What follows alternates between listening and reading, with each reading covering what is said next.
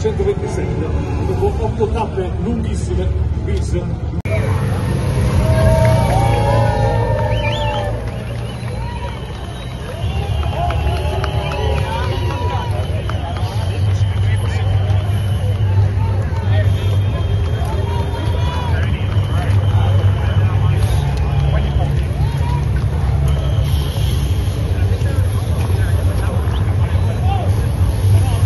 At least 4 or 5 days easily.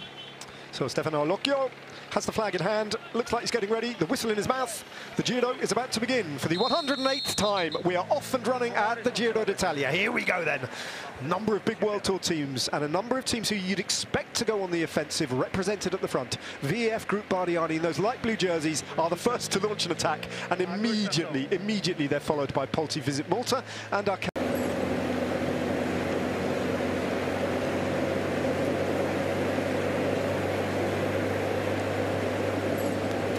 The excitement at the start of your first Giro d'Italia? Yeah, I'm pretty excited. I mean, it's nice to... Well, it feels a bit strange actually, starting a Grand Tour already. I think I need to get into the race and yeah, get into the routine, and it will sink in a little bit that I'm doing yeah, the Giro for the first time. Do you like that today's finale is downhill towards the finish? Do I like that it's downhill? Well, I don't know. It doesn't matter. I think it's going to be a good race, a good stage to start the race. It's going to be hard, exciting. So we'll see.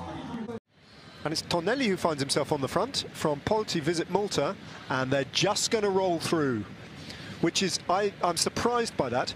Taco van der Hoorn passes in second place, but it's Tonelli, Alessandro. Do you feel it's the last dance?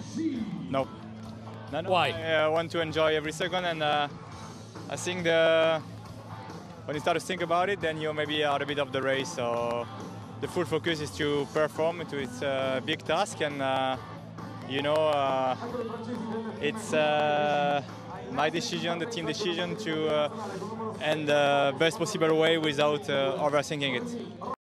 As a beginning, it was quite fast, you know, and now we are heading to another non-sprinted intermediate. It's interesting, isn't it? We've got Manuele Tarozzi from VF Group Bardiani, who has now manoeuvred himself to the front, and he's going to stay on the front, and I don't think anyone will come past him. So the two rival teams, Polti and VF Group Bardiani, have kind of shared the points here. Have to look at countback to figure out which of the two has picked up the most points and will lead that class. Out of the 21 stages of the Giro d'Italia, is today your favorite? I can give you a better answer after 21 stages, but this is for sure one of the stages we put a target on, so hopefully it will be.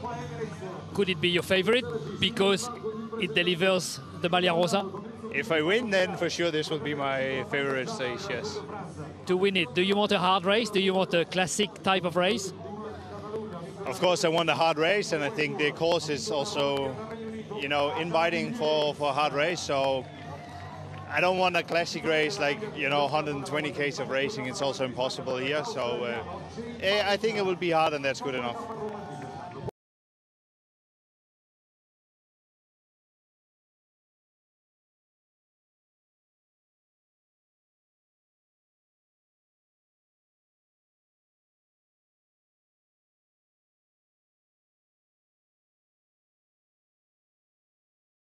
Is that going to work though? Monique with consummate ease, and Vene then rushing them both and coming rounds. The Italian for the French team, Monique following that move. I think it's going to be between these two. Can Tonelli still get involved?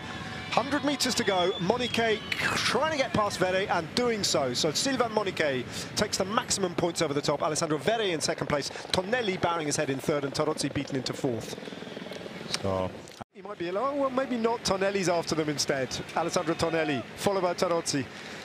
Tarozzi, those two riders have been battling for pretty much everything, haven't they, all the way around. Tarozzi's got a chance here, or he's run out of room, and Tonelli's going to see this through and take the 6 bonus seconds. Is he, or is Tarozzi going to get there? Still just about now on the wheel of the man from Polti Visit Malta, pushing for the line, timed it well, Tarozzi, and he's going to get there.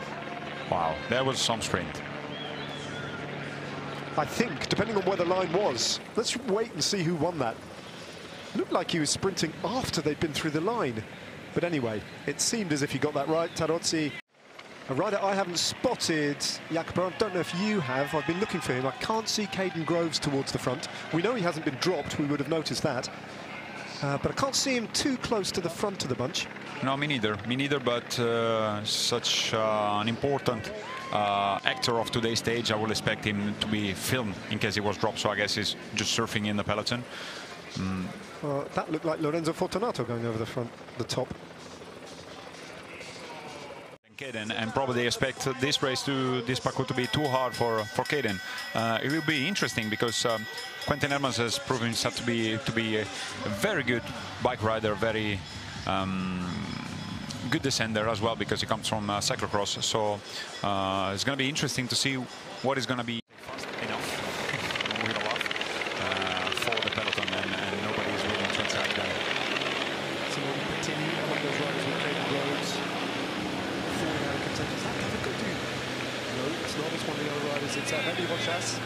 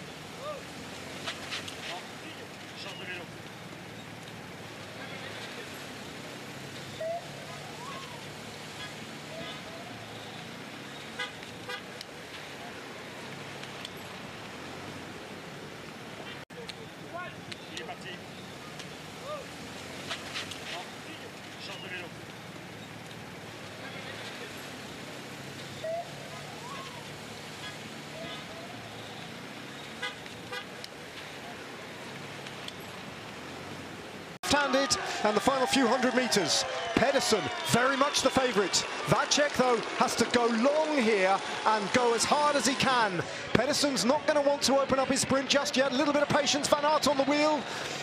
And Van Aert stuck to the wheel of Mads Pedersen. A brilliant lead out from Matthias Vacek, and now he opens up his sprint. Now Mads Pedersen goes. Van Aert fighting for room on the barriers. Down the middle, though, an attack from Intermarché Wanty, but it's Pedersen who's going to hold off Van Aert. Is he? Van Aert runs in mighty close, but Pedersen holds off the challenge of Wout Van Aert. Celebrations all round from Lidl-Trek, who owned that stage. They took it up a long, long way out. They forced the selection.